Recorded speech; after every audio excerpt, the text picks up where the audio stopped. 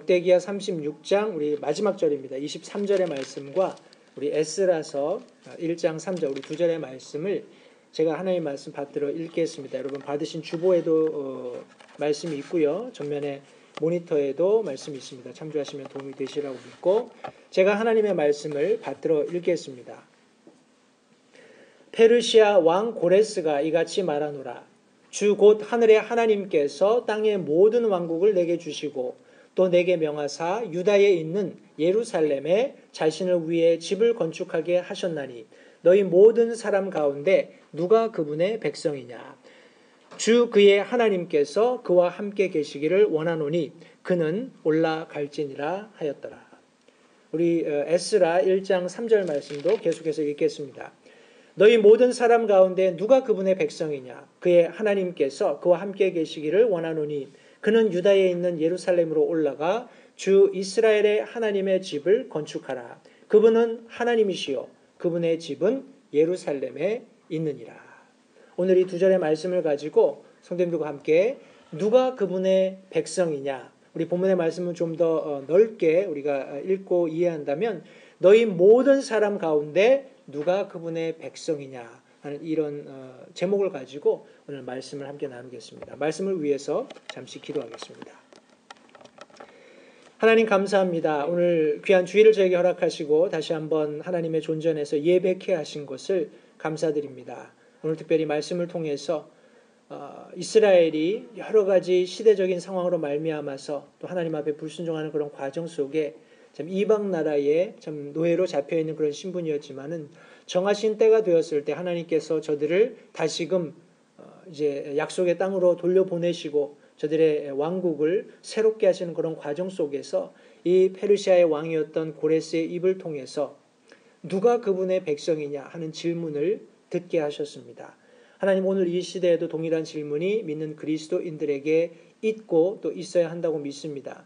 여전히 살아계신 하나님께서 자신의 백성을 불러 모으시고 자신의 교회를 세워가시는 과정 속에 이런 질문은 필요 불가결하다고 믿습니다. 다시 한번 하나님 이런 질문을 우리가 하나님의 말씀을 통해서 듣게 하시고 또 적절히 반응함으로써 하나님께서 찾으시는 사람들이 함께 모여서 하나님의 일을 온전히 이루는 그런 귀한 사역이 이루어질 수 있게끔 하나님 도우시기 원합니다. 우리가 그런 교회가 되기 원하고 여기 함께 모인 성도들 한 분 한 분이 그런 사람들로서 하나님의 질문에 반응하고 또 자신의 삶을 들여서 하나님의 뜻을 이루는 그런 귀한 삶을 살 수 있게끔 도우시기 원하는데 특별히 오늘 함께 나눌 말씀이 우리를 다시 한번 일깨우는 우리의 삶의 궁극적인 목적이 무엇인지를 이해하는 그런 귀한 말씀이 될 수 있도록 주님 선대하시기 원합니다. 부족한 소정을 주님께 의탁합니다. 하나님께서 사용하시고 모든 영광을 홀로 받으시기를 간절히 바라올 때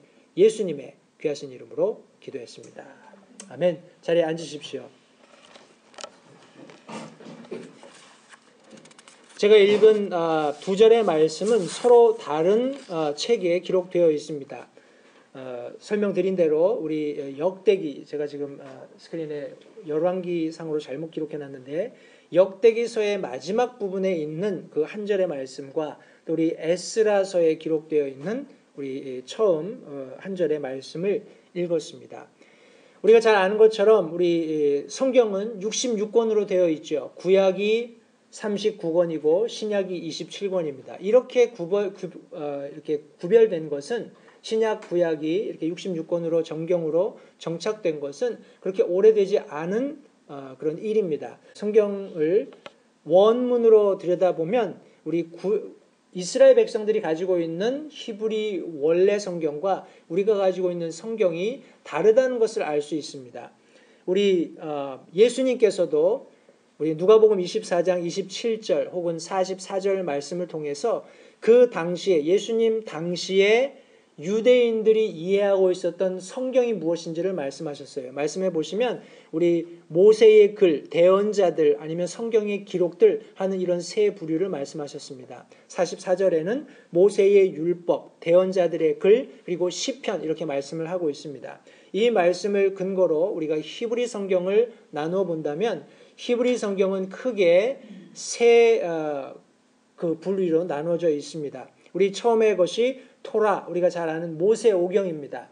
처음에 있는 5권의 책, 창세기, 출애굽기, 레위기, 민수기, 신명기, 모세가 저자인 이 5권의 책을 토라라고 부르면서 우리 뭐라고 하나요?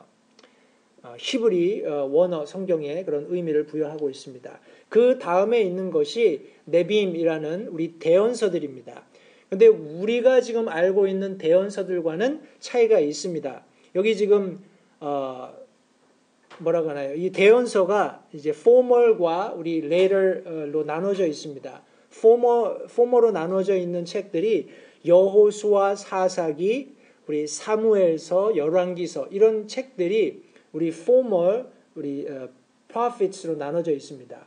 우리 전기 대언서, 우리 이렇게 한국말로 얘기할 수 있겠는데 전 대언서 그리고 후 대언서는 우리 이사야부터 말라기까지 있는 책을 이렇게 후기 대언서, later prophet 이렇게 분류를 합니다. 그리고 우리가 오늘 함께 읽었던 우리 역대기서라든지 아니면 에스라 이런 책들은 우리 케투빔이라는 우리 기록들, writings, 우리 영어 성경에는 우리 누가복음 24장 27절에 writings 이렇게 기록을 하고 있습니다.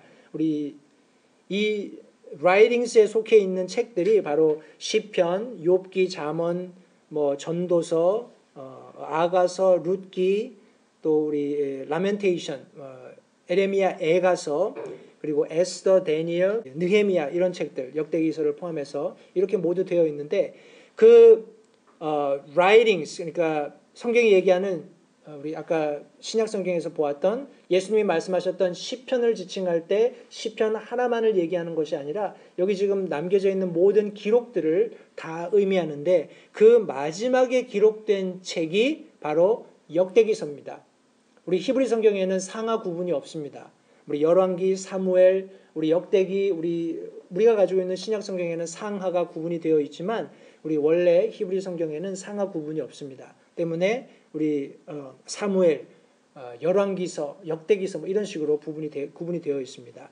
그래서 마지막 책이 역대기서인데 역대기서의 맨 마지막에 나와 있는 그 문장이 여기 주 그의 하나님께서 그와 함께 하시기를 원하노니 그는 올라갈지니라.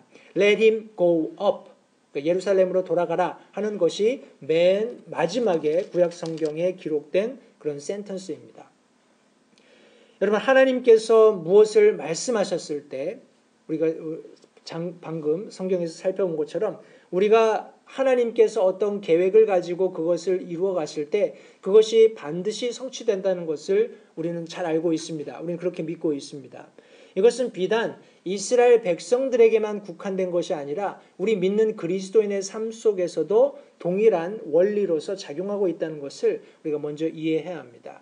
여러분 우리가 아는 것처럼 우리 마지막 성경이 우리 구약의 마지막 성경이 Let him go up. 그는 올라갈지니라 라고 말씀하셨는데 우리 요한계시록의 마지막 말씀은 우리 이것이 하나님의 말씀이라면 하나님께서 우리 고레스 왕에게 주셔서 우리 하나님의 백성들에게 하신 마지막 말씀이라면 신약의 마지막 말씀이 요한계시록 22장 20절 말씀은 내가 반드시 속히 오리라 라는 약속으로 끝맺고 있습니다.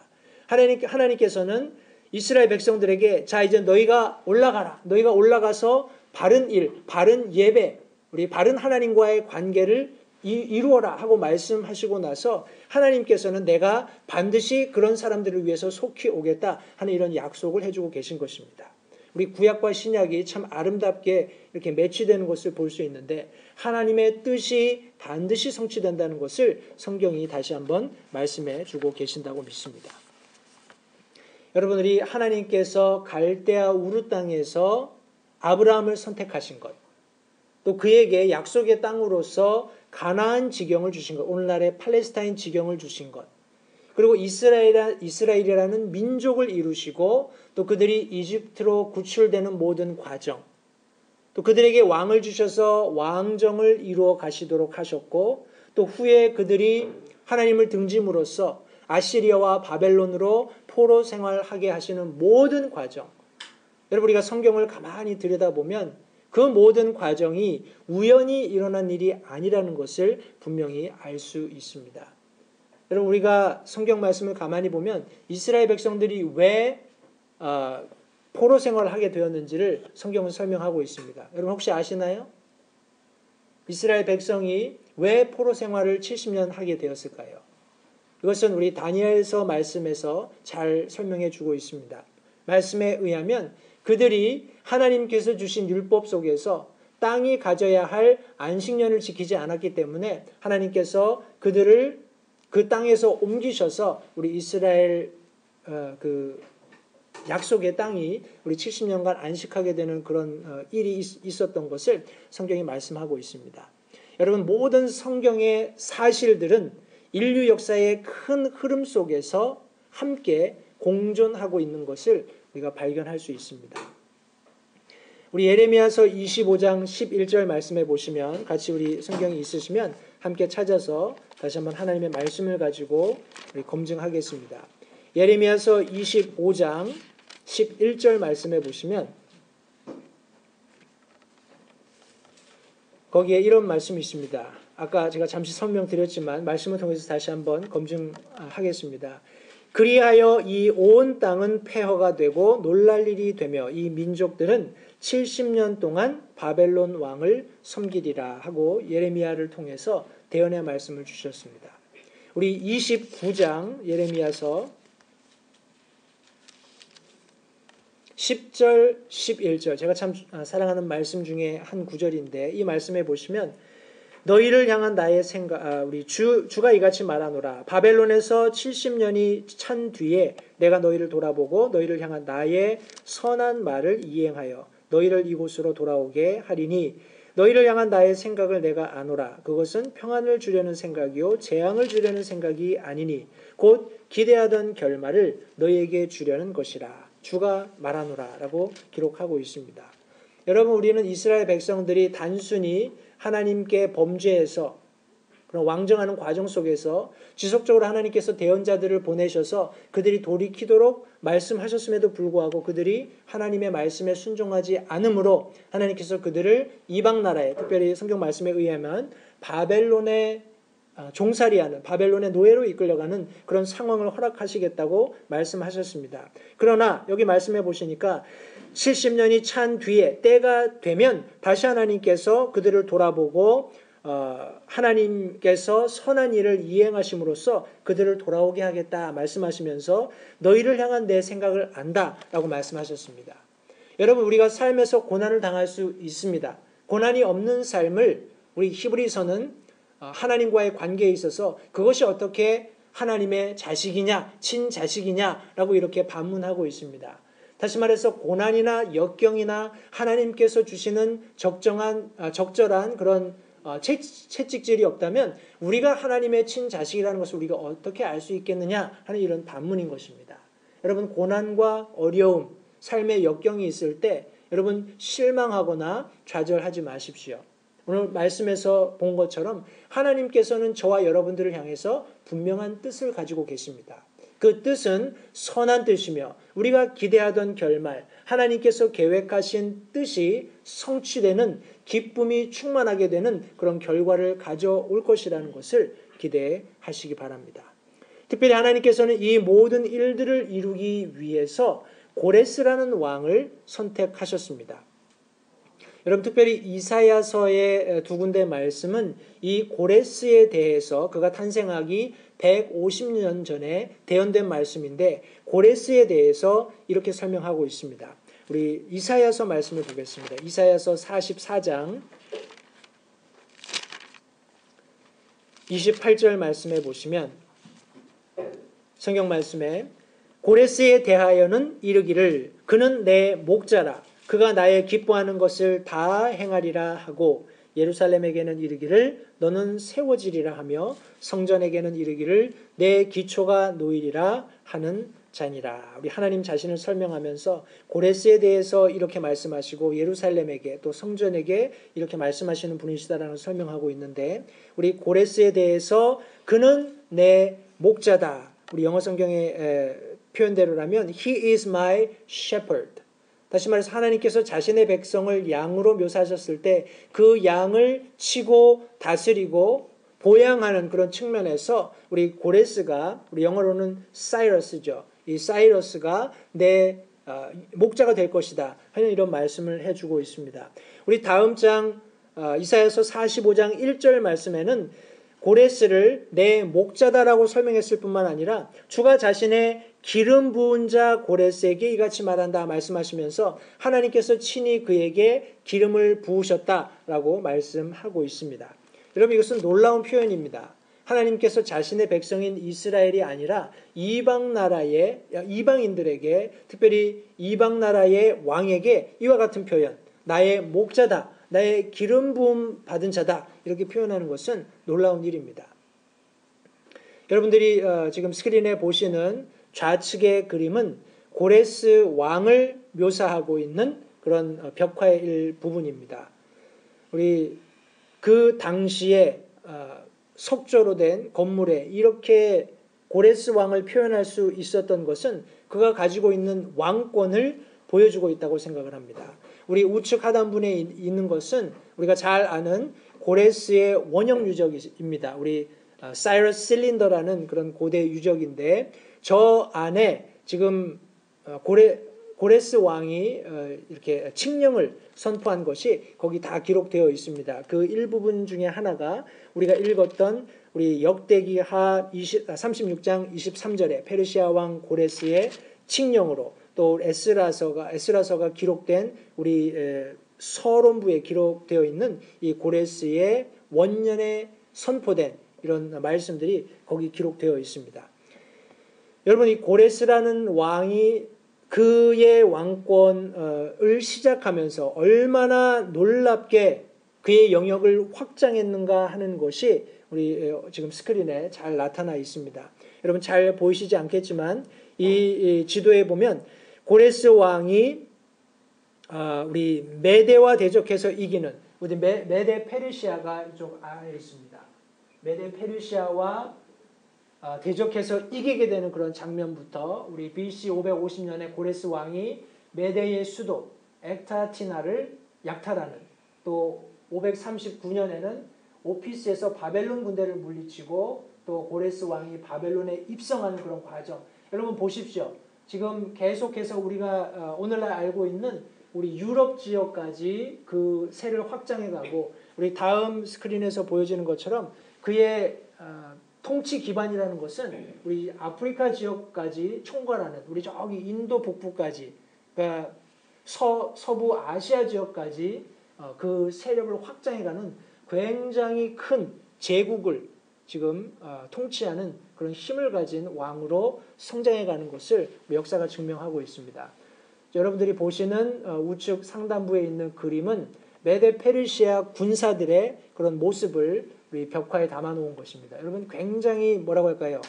아주 위압적이죠. 아주 저 당시에 저런 모습을 하고 전장터에 나오는 군대들이 여러분 있다고 한번 생각해 보십시오. 굉장히 상대국으로서, 적국으로서 내 적이 저런 모습으로 나온다면 아마 굉장히 위축될 것입니다.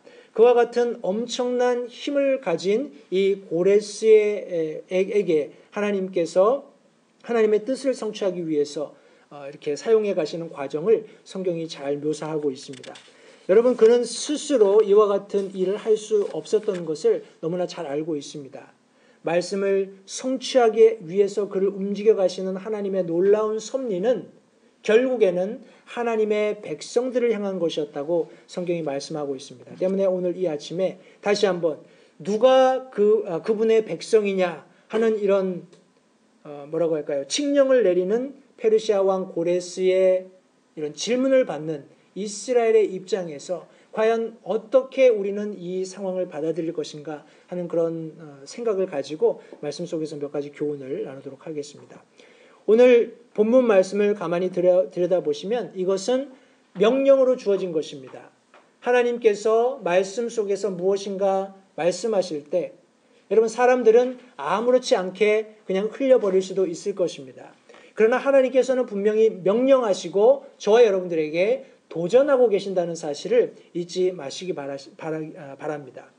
여러분, 생각해 보십시오. 우리가 아는 바사 제국, 페르시아 제국의 왕이었던 고레스가 이와 같은 칙령, 명령을 내린 것입니다. 너희 가운데 누가 하나님의 백성이냐?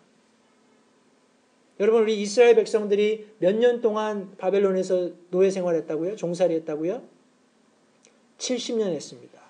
여러분, 70년을 했으면 벌써 1세대들이 우리 포로로 잡혀와서 많은 사람들이 그 땅에서 죽었고 다른 세대들이 태어나고 하는 이런 과정 속에 있었을 겁니다. 여러분, 70년을 정든, 내가 비록 포로로 그 땅에 끌려갔지만 거기서 정착하고 삶의 터전을 구축하고 하는 그런 과정 속에서 아마 이제 어느 정도 기반을 잡았을 겁니다. 거기서 내가 굳이 이스라엘로 돌아갈 필요 없을 만큼 그런 경제적인 안정을 아마 그들이 구축하고 있었을 것입니다. 그런데 그런 삶의 한 어떤 시점에서 하나님께서 고레스 왕을 통해서 너희 가운데 누가 그분의 백성이냐 하는 명령, 도전을 던지신 것입니다. 저와 여러분들이 그 가운데 있었다면 어떻게 했을까요? 여러분, 이것은 전적으로 우리의 선택입니다. 맞죠? 내가 그 고레스 왕의 칙령에 대해서 그래, 내가 이스라엘 백성이었지. 내가 비록 여기 포로로 잡혀와서 가정을 이루고 정착하고 이런 삶을 살아가고 있지만 내가 원래 본래는 이스라엘 사람이었지 하는 그런 마음으로 그 명령에 귀 기울일 수도 있었을 것입니다. 또 다른 한편으로는 야, 내가 이스라엘 사람인 건 맞지만 내가 이 바벨론 땅에 와서 이 번영한 문화 그리고 이 아주 부유한 어떤 강대국의 배후에서 내가 굳이 내가 이스라엘 사람이라고 얘기하지 않는다면 그들이 우리를 그들의 부속민으로 받아주고 내가 경제생활을 하는데 아무 어려움 없게 살 수 있게 보장해 주는데 내가 굳이 저 질문에 대답할 필요가 있겠는가 하는 이런 한 다른 부류의 사람들도 있을 수 있었을 것입니다. 여러분, 이 하나님께서 던지신 명령은 우리가 다른 말로 우리가 이해를 한다면 하나님께서 오늘날 살고 있는 그리스도인들을 향해서도 동일하게 너의 정체성을 드러내라 하는 도전으로 우리가 받아들일 수 있겠습니다.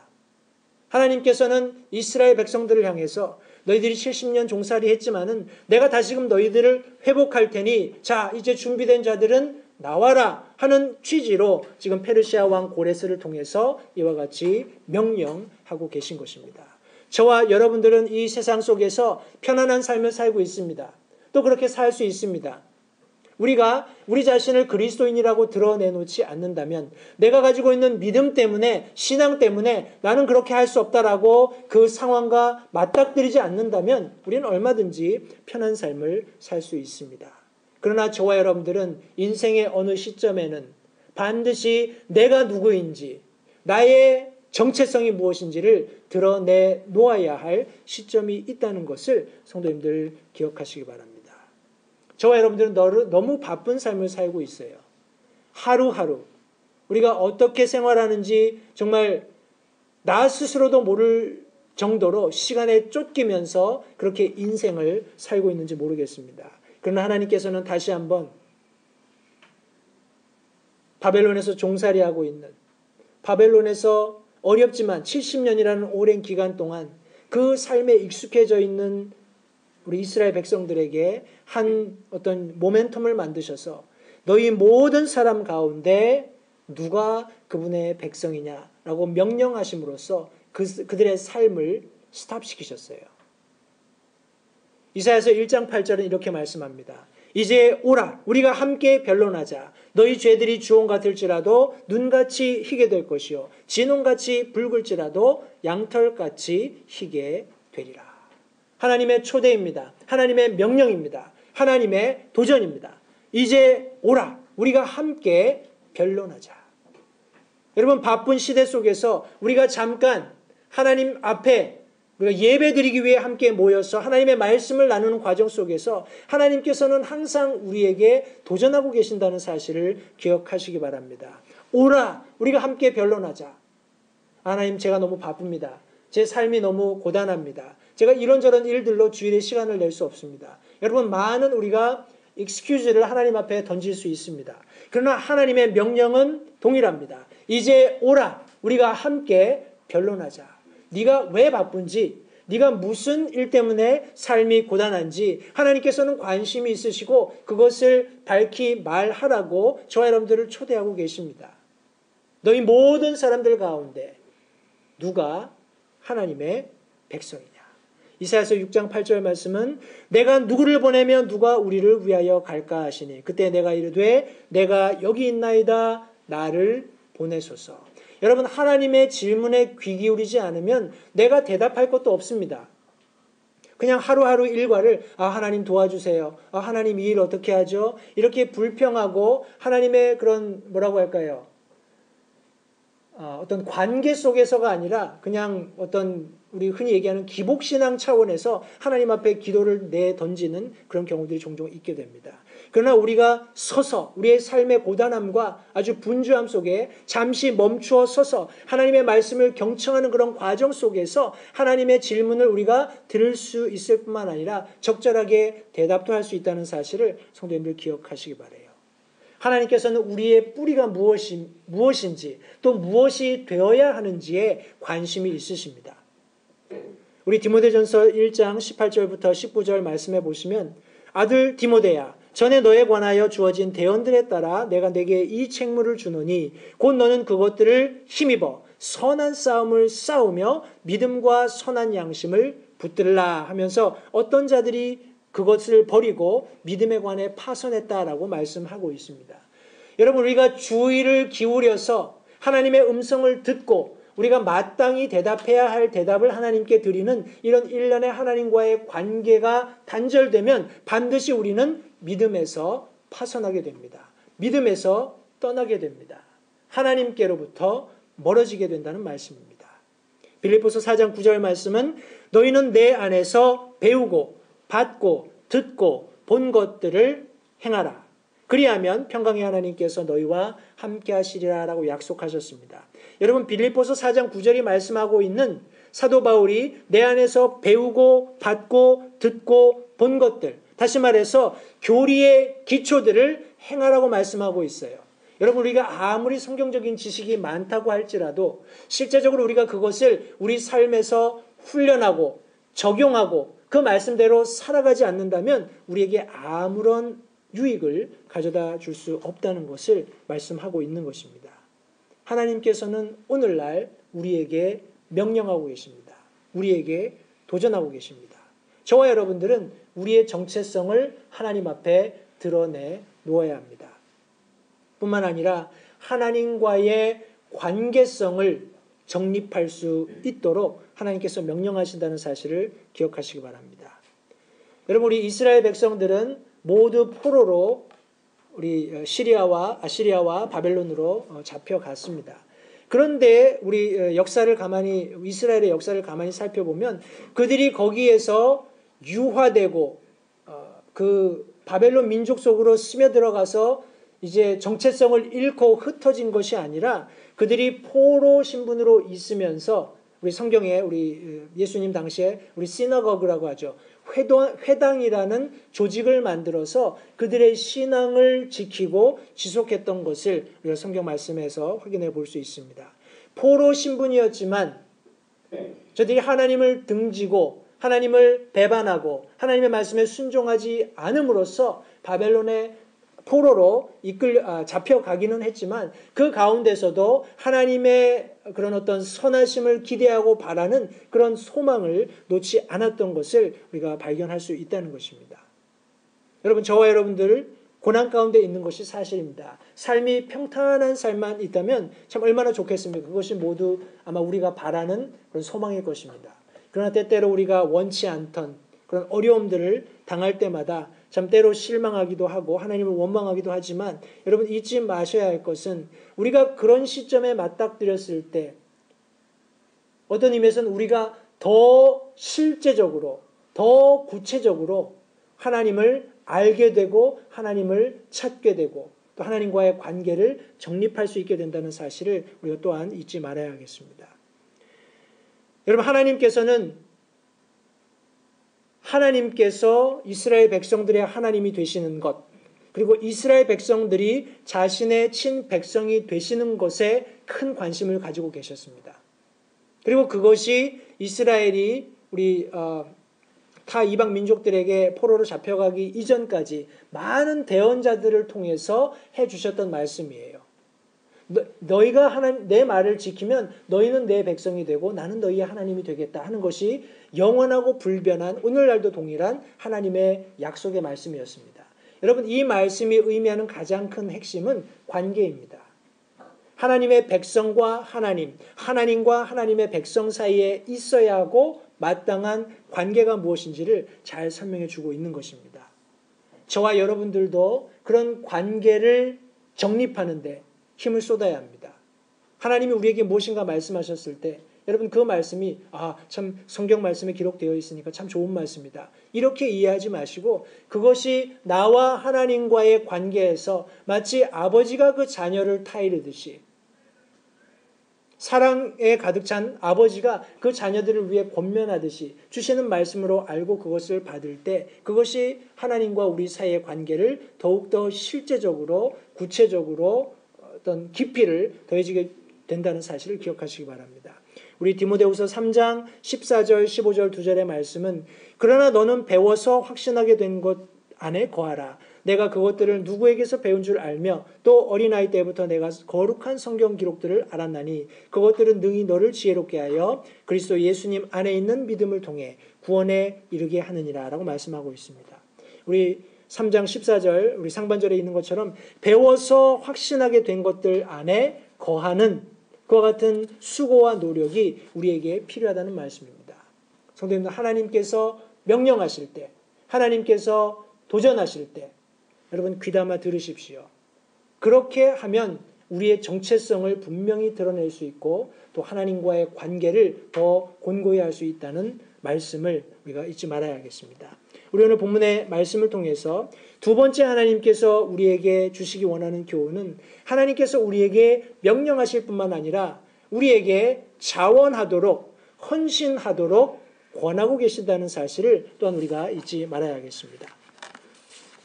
여러분, 우리 선교를 많이 얘기할 때 우리 가든지 보내든지 하라 이런 우리 표현을 많이 씁니다. 선교에 대해서 혹은 어떤 사역에 있어서 누군가 일에 들여지든지 아니면 그 일을 도와라 하는 원리로 우리가 이해할 수 있겠습니다.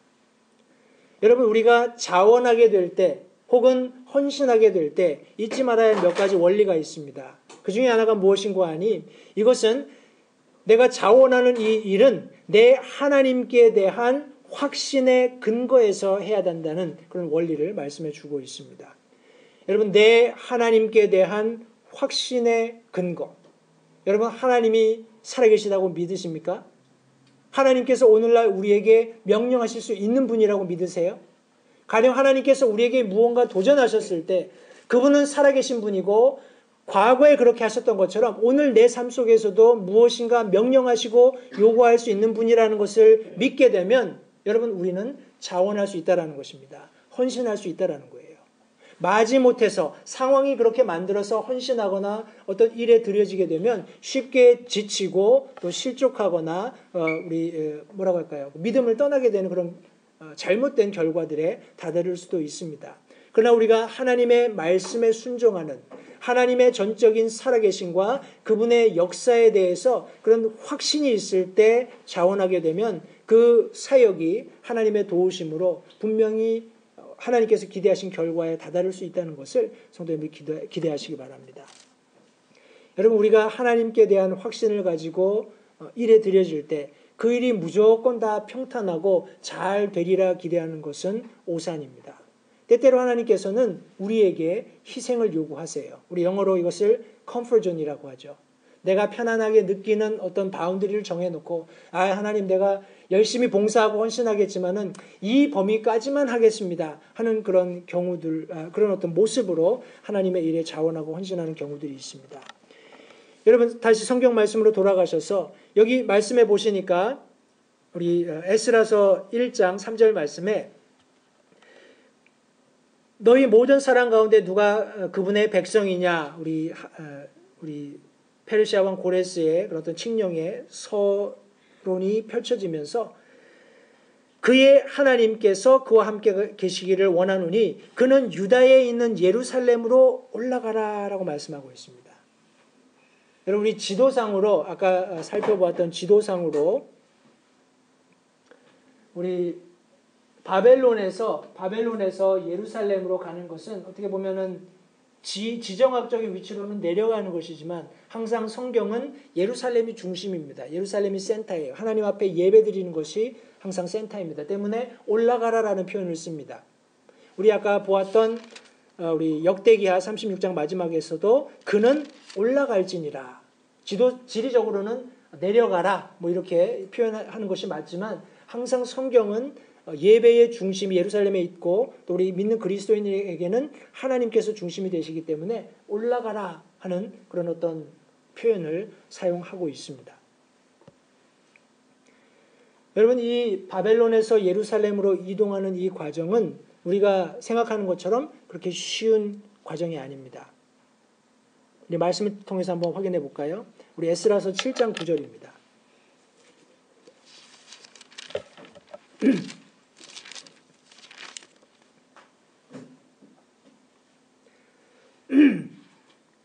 에스라서 7장 9절 말씀해 보시면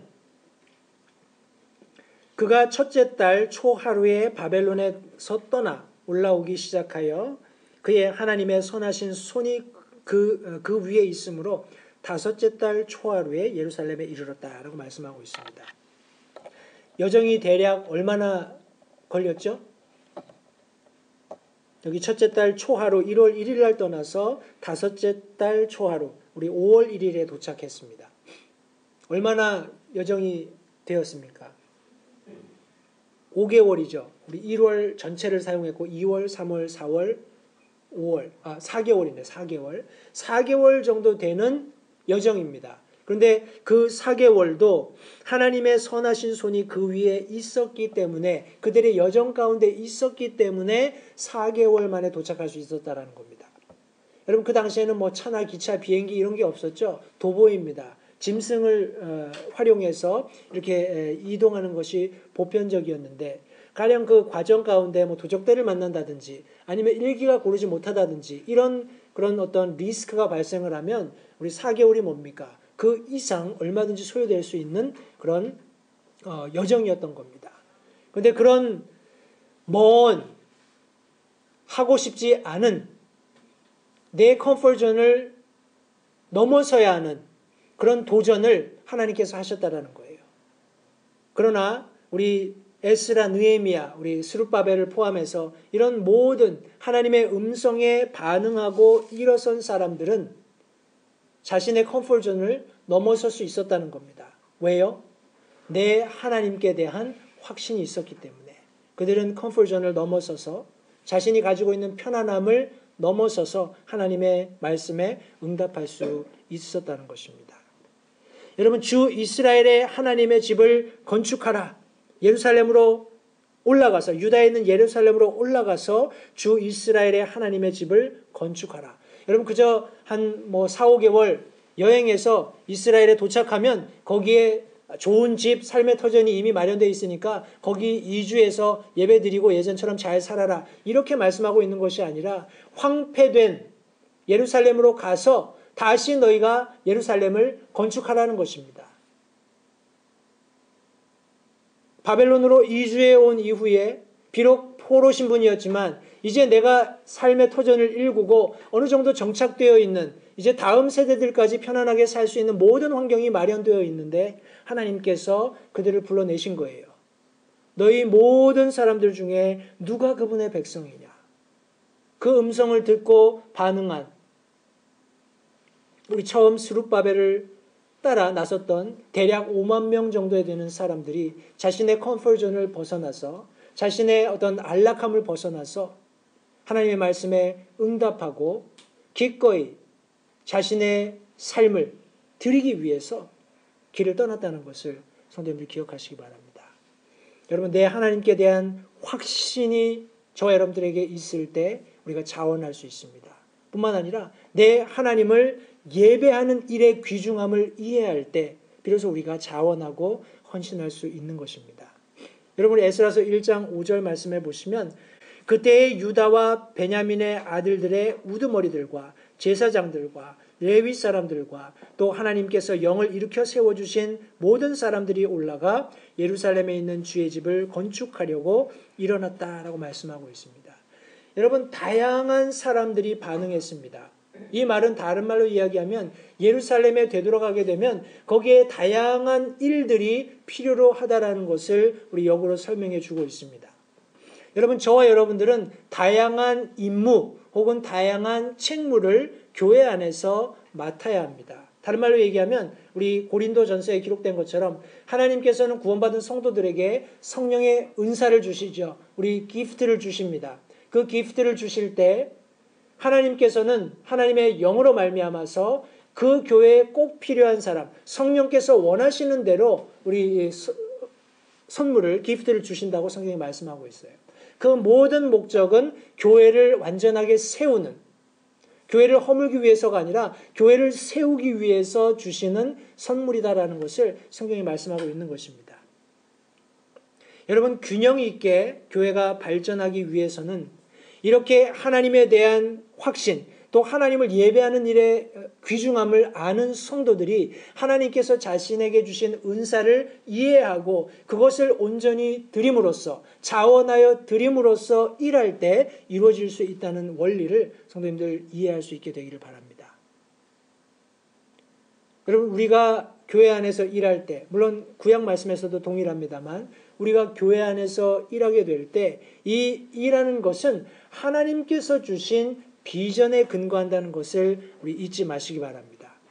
여러분, 이 세상은 여전히 교회가 필요합니다. 아멘.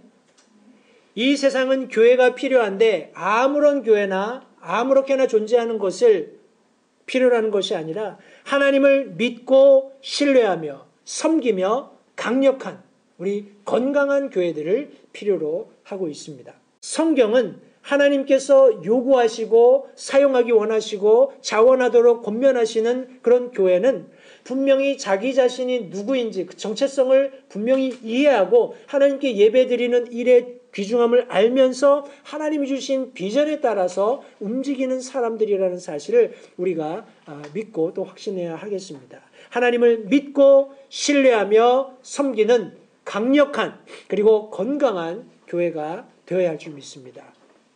에스라서 1장 2절 말씀에 페르시아 왕 고레스가 이같이 말하노라. 주 곧 하늘의 하나님께서 땅의 모든 왕국을 내게 주시고 또 내게 명하사 유다에 있는 예루살렘에 자신을 위하여 집을 건축하게 하셨나니 내 원함에 의해서가 아니라 우리 하나님의 계획에 따라서 이 칙령이 선포되게 된 것을 성경이 말씀하고 있는 것입니다. 하나님의 비전에 의해서, 하나님의 뜻에 의해서 이사야가 예언한 대로 하나님의 목자로서, 하나님의 기름 부음 받은 자로서 지금 내가 이 왕권을 가지고 있고 또 하나님께서 원하셔서 유다에 있는 예루살렘을 다시 건축하게 하셨다라는 것을 여기 말씀하고 있는 것입니다. 여러분, 우리가 하나님의 일에 들여질 때 우리도 이와 같은 모습을 가져야 한다고 믿습니다.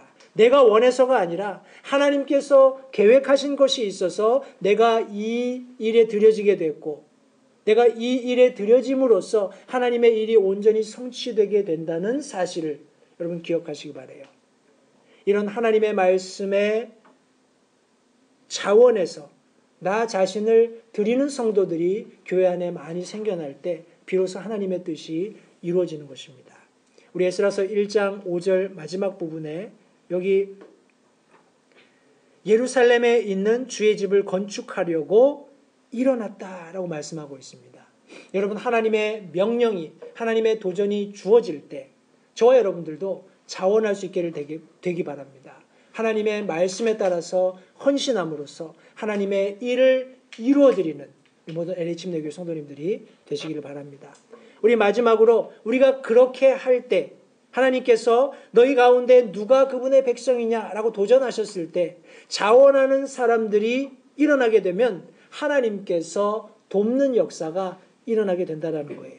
여러분, 많은 사람들이 하나님의 어떤 역사를 체험하고 싶어 합니다. 하나님께서 내 삶 가운데 함께 계신다. 하나님께서 나를 도우신다. 하나님의 능하신 손이 내 삶 위에 있다 하는 이런 증거들을 얻고 싶어 해요.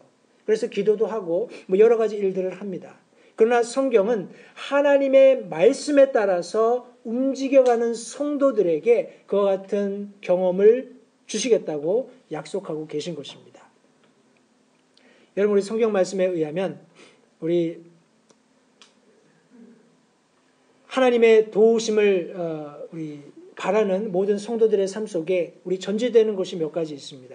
하나님께서는 우리가 무슨 일을 할 때 다른 사람의 어떤 자원을 가지고 내게 맡겨주신 일들을 이루는 것을 기대하지 않으십니다. 물론 그것이 한 방법이 될 수 있겠지만 하나님께서는 먼저 내 힘으로 하나님께서 맡겨주신 일들에 자원하도록 명령하고 계십니다.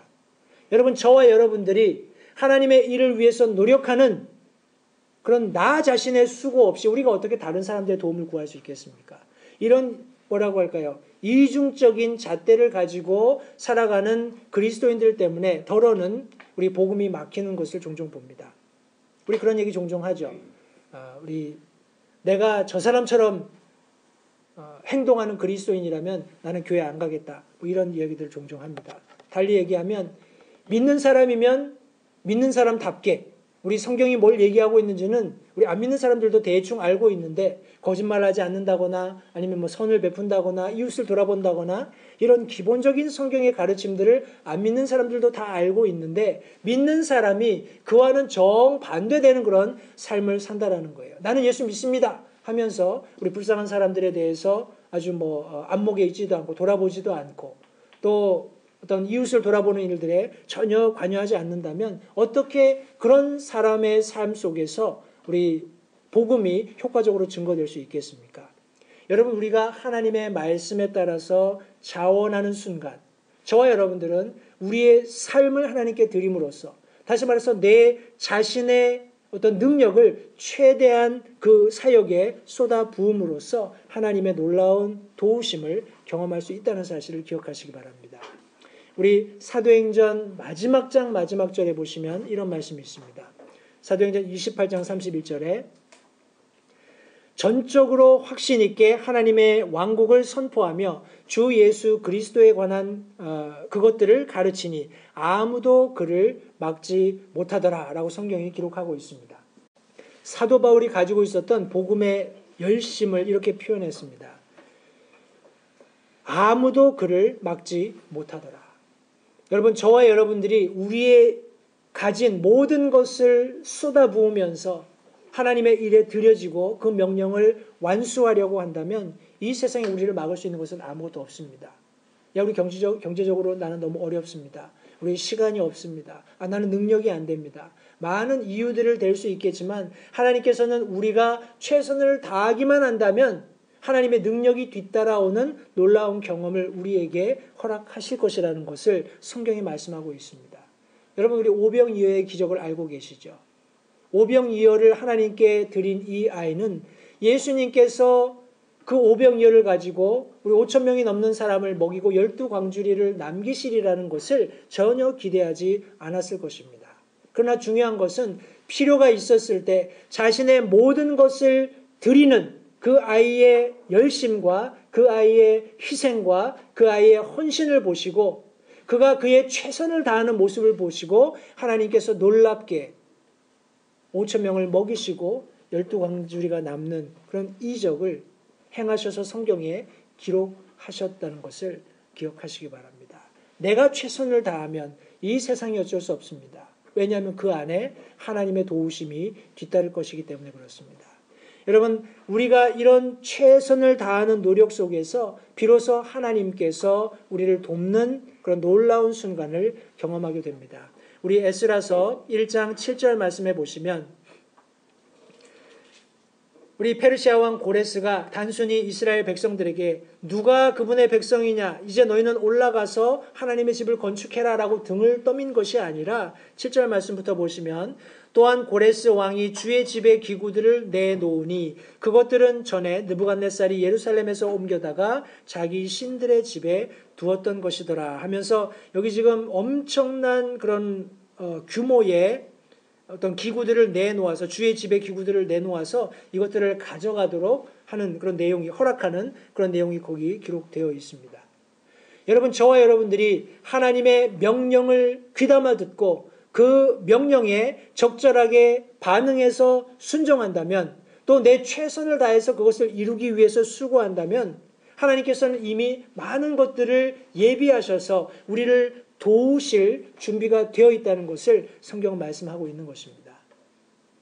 여러분, 우리의 삶의 우선순위가 무엇입니까?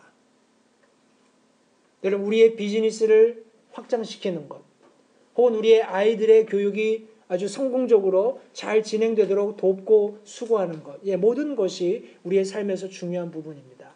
그러나 우리가 잊지 말아야 할 것은 내가 누구이며 내가 궁극적으로 완성해야 할 삶의 목적이 무엇인지를 명확히 하는 것입니다. 그것이 셋업이 되어 있으면 자연적으로 우리의 비즈니스나 우리의 학업이나 우리의 가정이나 우리의 직장생활이나 모든 것들이 그 셋업된 질서에 자연스럽게 뒤따름으로써 하나님께서 주시는 놀라운 도우심의 은혜를 입게 된다는 말씀입니다. 너희 모든 사람 가운데 누가 그분의 백성이냐 하는 질문을 우리 페르시아 왕 고레스가 던졌을 때 우리 이스라엘의 약 5만 명 정도 되는 이스라엘 사람들이 응답하고 우리 스룹바벨의 인도에 따라서 70년간 정들었던 자신의 삶의 터전을 떠나서 4개월가량의 여정을 따라서 우리 예루살렘으로 옮겨왔습니다. 오늘 동일한 질문으로 하나님께서는 우리의 정체성, 또 우리의 하나님과의 관계를 밝히 드러내기를 원하십니다. 이 세상에 많은 사람들이 있고 또 많은 사람들이 자신을 그리스도인이라고 이야기하고 있는데, 너희 모든 사람들 가운데 누가 나의 백성이냐? 하나님께서는 오늘 저와 여러분들에게 질문하고 계십니다. 여러분, 과연 우리는 어떤 대답을 할 수 있을까요? 우리는 어떤 행동을 할 수 있을까요? 또 우리는 어떤 하나님의 놀라우신 도우심을 경험할 수 있을까요? 이것은 전적으로 이스라엘 백성들에게 그랬던 것처럼 저와 여러분들에게 달려 있습니다. 여러분, 우리는 삶에 안주할 수도 있고 우리 편안한 삶을 등지고 하나님께서 부르시는 부르심에 따라서 옮겨갈 수도 있습니다. 이것은 저와 여러분들에게 남겨진 질문인데, 바라기는 우리 모두가 하나님의 백성이라는 사실을 자각하고 하나님의 명령에, 하나님의 도전에 응답함으로써, 헌신함으로써 하나님의 놀라우신 도우심을 입으며 그분의 능력을 경험하며 살아가는 그런 모든 우리 성도님들이 되시기를 바랍니다. 기도하겠습니다.